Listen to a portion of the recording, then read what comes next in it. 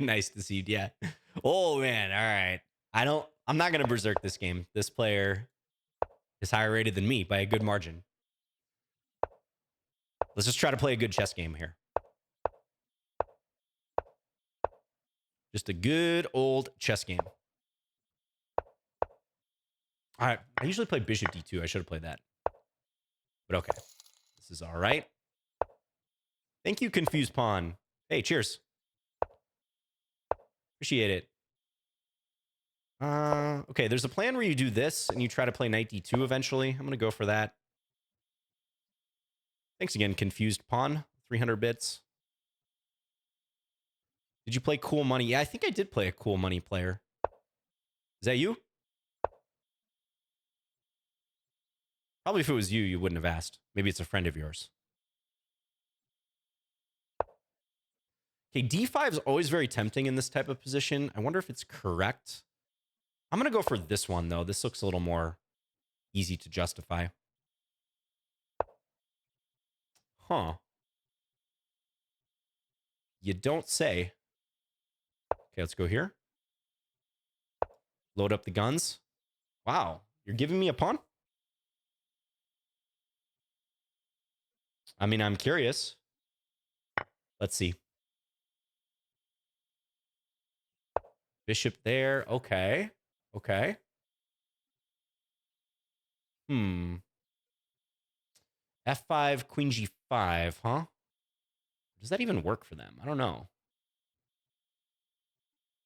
Let's play this. Both kings are kind of flirting with becoming too open here, but I'm curious what's going to happen. That's sometimes not a good thing in chess, being curious, by the way. But let's see.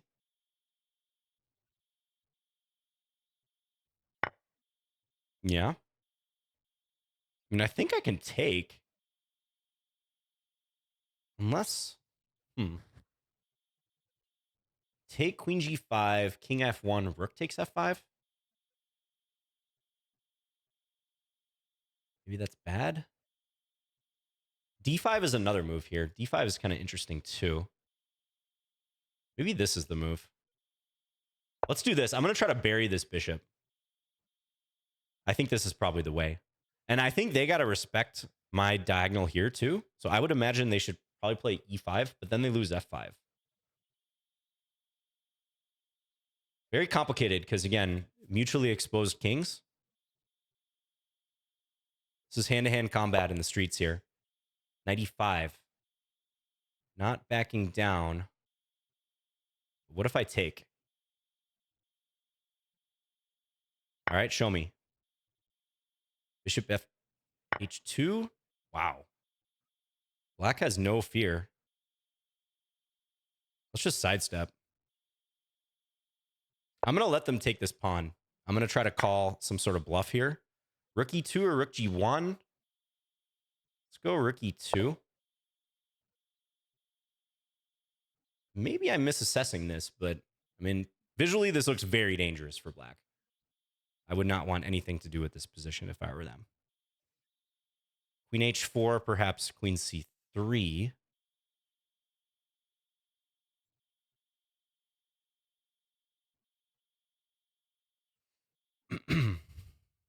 Well, watch the time. The time's going to matter a lot coming up here. Okay. Rook G2. Let's do this. Multiple ideas here.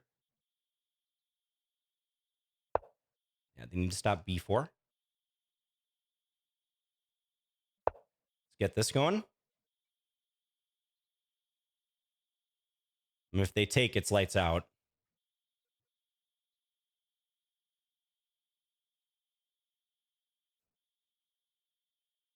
Super dangerous.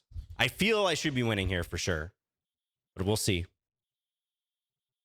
Bishop B4. I have a feeling they're going to go here to try to break this. Okay, then don't do that. I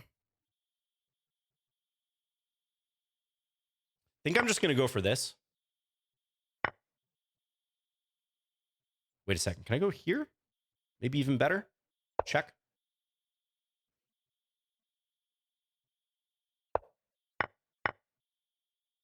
take. Try to win that c7 pawn at the end.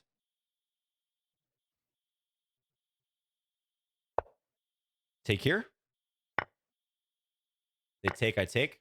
I think we're winning, guys. Yes. Let's go after their bishop.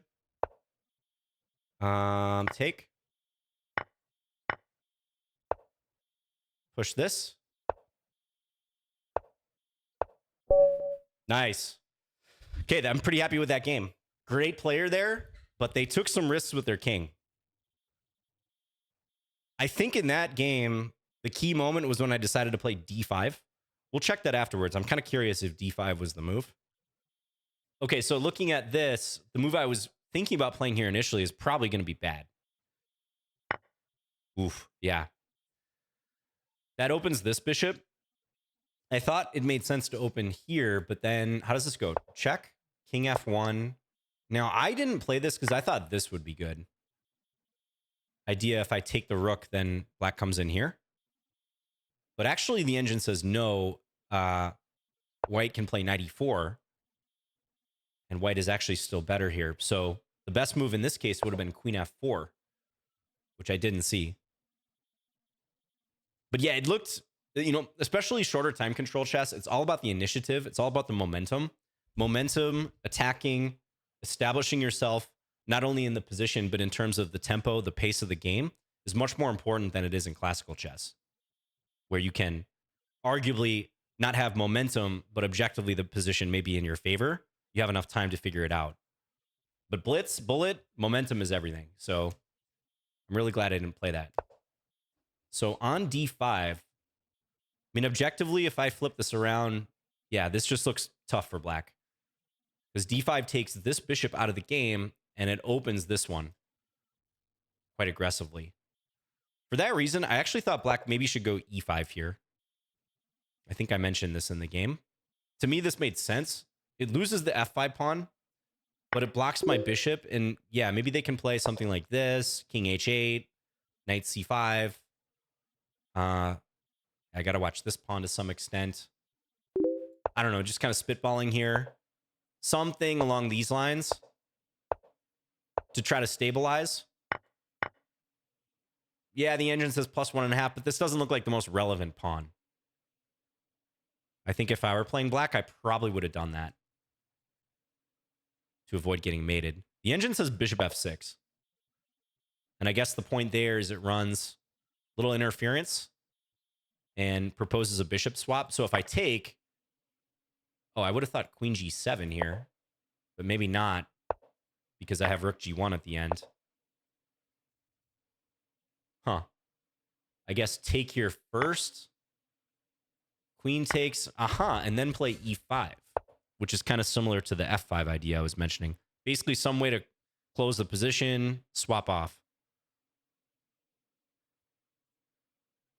So yeah, this is really bang bang. This is sharp. I mean, knight e5, as my opponent played, is not that bad. But I felt safer to take this now with this bishop blocked. Yeah, king h1. So king h1, I'm playing this to cover my king, make sure black can't check me on this file. Also gives me the option of playing rook g1. They took the pawn. Okay, looks fine. Rook takes e5, also a move here. Oh, look at this line. Take knight f3, hitting the bishop and the pawn on e5. Oof, that looks powerful. Yeah, this dark square bishop is having its say in this position. This is the MVP on the board. This black's king is never going to be safe against this dark square bishop for white. Oh, nice, Azil, fellow Scandi enjoyer. Very nice. All right, so king h1, bishop takes, rook e2 look normal. I went queen c3, multiple ideas there. Yeah, I don't think black can survive this. Increase the pressure. Felt like I left some on the table, though. Knight takes e5 is a big mistake on my part. Although I still have a large advantage. Maybe not so much. So in this position, had black played king h6 instead, it's not much of an edge for white. Uh-huh. Because I guess they're not necessarily going to lose one of these pawns. What if I take and go here? Black may have enough counterplay. But we were starting to get into time scramble mode at this point. No one will play king h6? I don't know. It's definitely not the most natural move, but king g6 I thought had a pretty obvious problem. Although black did walk into it. They don't want to take because then that initiates me going after this pawn. I think king h6 is findable. It's a tough move, but I think it's findable for sure.